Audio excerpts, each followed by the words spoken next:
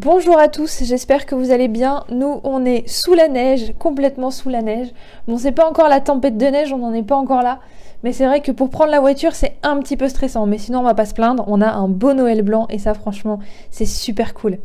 Donc aujourd'hui, je vous retrouve dans une vidéo un petit peu spéciale, qui change un petit peu d'habitude. Je voulais vous parler d'une auteure en particulier que j'ai découvert cette année. Je vais faire plusieurs vidéos là-dessus. Mais en tout cas, l'auteur d'aujourd'hui dont je vais vous parler, c'est Danielle Steel. Je ne sais pas si vous connaissez, sans doute, au moins deux noms.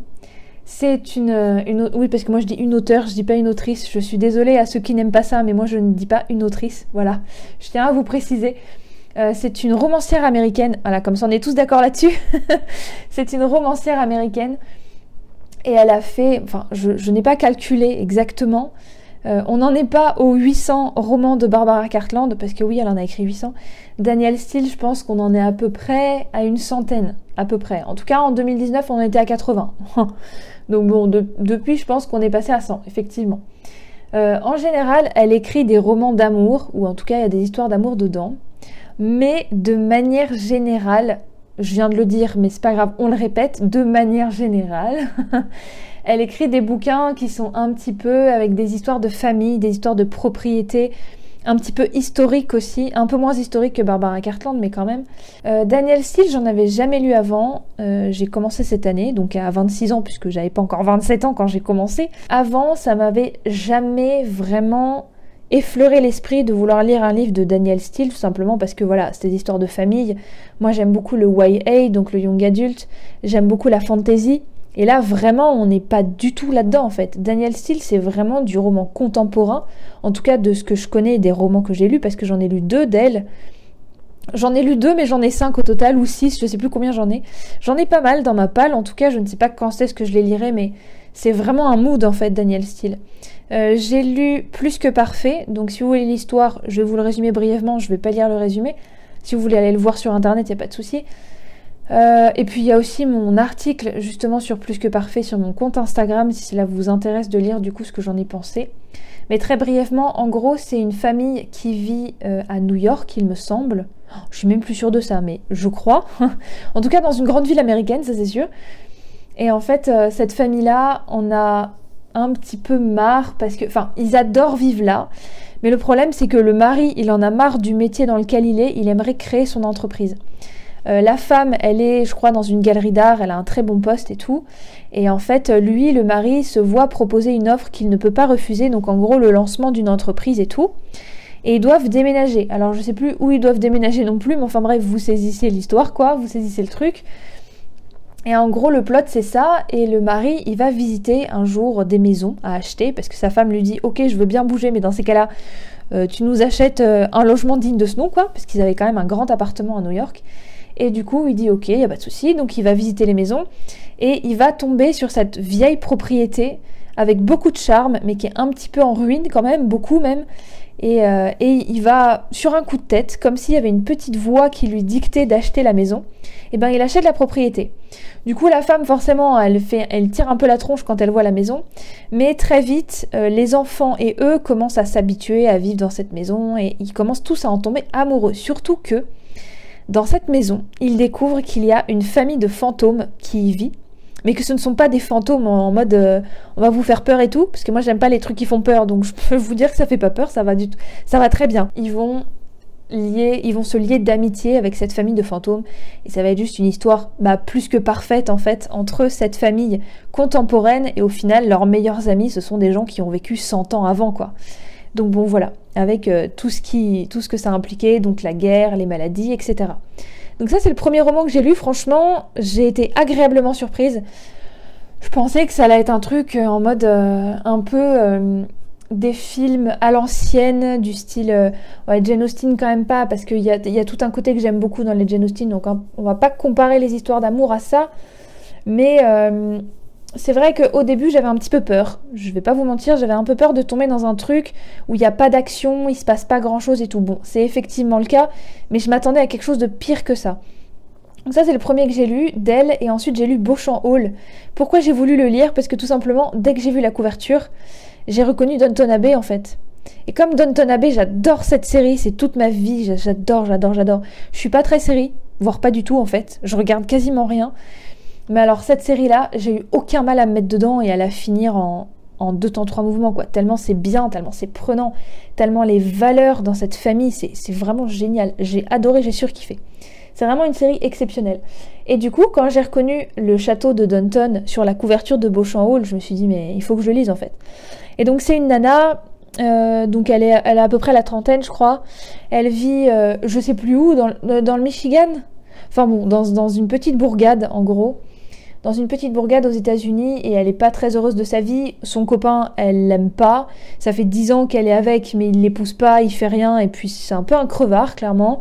Il la prend un peu pour une merde, la fille, parce qu'au final, il la prend pour son objet, pour une moins que rien. Enfin voilà, il la traite vraiment très mal. Et surtout qu'au boulot, un jour, elle s'est toujours battue toute sa vie pour avoir une augmentation dans sa vie.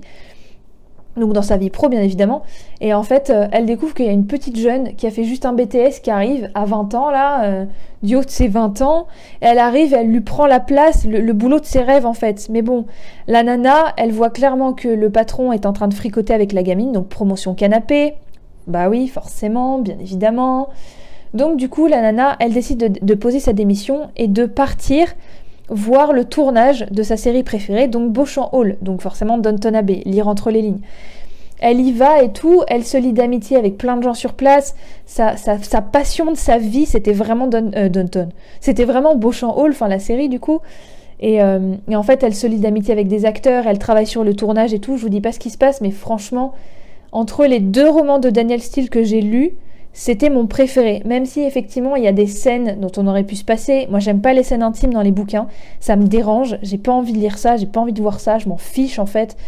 Donc juste les scènes intimes, restez loin de moi s'il vous plaît, quoi, voilà. Ou alors je les saute, je passe à une autre page et voilà, mais bon. Ok, parfois quand on est surpris comme ça, on peut pas trop s'y préparer en fait. Et donc effectivement, ce bouquin-là, c'était mais le coup de cœur de ouf, quoi. J'ai trop aimé. Et effectivement, dans ce bouquin-là, par rapport à Plus que Parfait, où c'était une histoire de fantôme, où il se passe pas grand-chose, à part que, t'as un des fantômes qui meurt, mais on se dit pourquoi il meurt en fait. C'est parce que tout le temps, ils rejouent un petit peu leur vie, donc forcément t'as un de leurs enfants qui va mourir à la guerre, mais il va revenir 2 jours plus tard, 2 semaines plus tard en tant que fantôme, 1 mois plus tard, je sais plus. Enfin, 1 mois maximum, il va revenir en tant que fantôme. Et du coup, voilà, c'est un petit peu leur vie au quotidien dans une maison hantée, entre guillemets. Il se passe pas vraiment grand chose, il n'y a pas vraiment de complot, on va dire ça comme ça, c'est pas vraiment un complot, mais vous voyez ce que je veux dire, il y a pas d'éléments perturbateurs en fait. Donc c'est pour ça que je me suis dit, bon, au début c'est vrai que je m'ennuyais un petit peu, j'ai mis quand même 100 pages à me mettre dedans, mais après je pouvais plus m'arrêter. Donc Danielle Steel, elle a cette facilité de vous rendre addict à sa lecture, à son roman, de vous rendre addict, oui effectivement, à la lecture de ce roman. Et j'avoue qu'elle a une façon d'écrire, une façon de parler, elle a des valeurs de vie qui sont... On voit plus ça aujourd'hui en fait. Et rien que le fait d'avoir des valeurs qui sont aujourd'hui malheureusement un peu désuètes, ça fait du bien au moral. On sent qu'il y a quand même des romanciers qui écrivent bien, qui écrivent pas que des trucs intimes ou des trucs au ras des pâquerettes. Là on sent vraiment que c'est quelque chose de travaillé et de... Elle a un talent d'écriture, mais c'est un truc de malade. Tous les bouquins, on pourrait se dire que bon, à partir d'un certain moment, par exemple Barbara Cartland, bon là c'est l'auteur par définition du roman cucu quoi, où t'as la pauvre petite fille sans défense qui se fait sauver par un grand monsieur super fort, super courageux machin. Il pose ses couilles sur la table, il sauve la nana. Voilà, c'est plus la damsel en détresse, mais c'est sa future femme forcément. Donc bon, et du coup, effectivement. Elle, les 800 romans, je pense que j'en ai lu un seul, ça m'a suffi parce que je me dis tout le reste, ça doit être pareil, quoi. Alors que là, Danielle Steel, d'après ce que j'en ai entendu dire, en fait, parce que j'en ai lu que 2, donc qui suis-je pour dire, ouais, ils sont tous différents, j'ai quand même lu suffisamment de résumés pour me dire, ouais, les bouquins de Danielle Steel sont tous vraiment différents, quoi. C'est ça qui est fou. Elle arrive à faire des bouquins qui sont tous différents les uns des autres, avec une finalité, et en fait, vraiment... Le mot qui correspondrait le mieux au bouquin de Danielle Steel, c'est parfait. Parce que tout se finit à la perfection, ça finit toujours bien. Il y a toujours des explications un petit peu particulières dans son histoire. Il y a des moralités de vie, il y a des façons de voir les choses. En fait, si vous êtes intéressé typiquement à la façon dont les gens vivent dans leur maison, dans leur quotidien, les problèmes qu'ils ont, etc., pour changer du coup de point de vue, parce que vous, bah, on a tous des problèmes, hein, moi la première. Hein. Donc du coup, effectivement, parfois, j'ai juste besoin de sortir de mes problèmes, mais pour autant, j'ai pas besoin d'aller dans du fantasy. Mais ça, c'est un mood, encore une fois. Et j'avoue que c'était une très belle découverte. Alors, pourquoi j'en parle aujourd'hui? Parce que je pense que Danielle Steel, c'est à lire au moins une fois dans sa vie. Vraiment. Après, ça dépend du genre d'histoire que vous aimez. Il y a des histoires de princesses aussi dans Danielle Steel. Il y a des histoires de journalistes, il y a des histoires de photographes, il y a des histoires de showbiz, il y a des histoires de plein de trucs en fait. Donc je pense que Danielle Steel, effectivement, il y en a pour tous les goûts. Mais effectivement, je suis quasiment sûre quand je dis ça, c'est un passage obligé que de lire au moins une fois dans sa vie un roman de Danielle Steel. Parce que déjà, on en sort un peu transformé. Je suis pas partenaire du tout, hein, je tiens à le dire, c'est juste mon avis, vraiment le mien, quoi. Et puis même, de toute façon, même si j'avais été partenaire, avec un peu de chance, même si je l'avais été, bah écoutez, j'aurais quand même été archi honnête à 200% avec vous, parce que je suis pas là pour raconter des trucs en mode... ouais, je suis partenaire, du coup je vais vous raconter ce qu'ils veulent entendre. Non, je suis pas comme ça, si mère, mais à un moment donné, pas du tout. Hein. Donc là, effectivement, c'est mon avis à froid, du coup, parce que je l'ai lu il y a plusieurs mois déjà. Et j'avoue que Danielle Steel, ça me reste encore dans la tête comme étant une auteure vraiment feel good. La romancière qui écrit bien, qui arrive à te captiver en fait. Elle arrive à te captiver dès la première ligne. Et notamment pour ceux qui auraient envie de voir les films d'abord. Alors j'en ai vu aucun, donc je ne sais pas ce que ça vaut. Mais en tout cas, il y a plusieurs de ces romans. Alors je ne saurais pas vous dire lesquels exactement.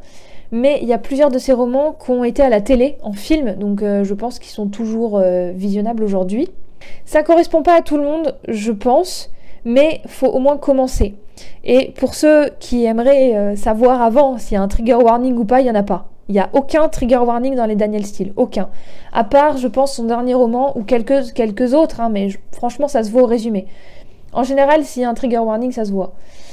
Il y en a un, c'était... je sais plus comment ça s'appelle, alors c'est sorti il y a pas très longtemps, mais alors je saurais plus vous dire le titre.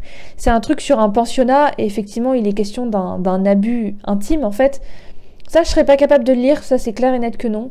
Mais en général, ça se voit au résumé. Tous les bouquins de Danielle Steel, c'est chez Presse de la Cité, il me semble, une maison d'édition que j'aime beaucoup, beaucoup, parce que rien que leur couverture, elles sont hyper quali, quoi. Les bouquins, c'est écrit gros. Ah non, mais typiquement, moi, quand je serais âgée, les Presses de la Cité, j'adorerais lire ça. J'adore déjà, donc bon, parce que c'est écrit gros. Voilà, c'était tout ce que j'avais à vous dire sur Danielle Steel. Je pense qu'il y a beaucoup plus d'éloges que ça. En tout cas, je la suis sur Instagram. Elle a un style qui est vraiment, vraiment à elle, en fait.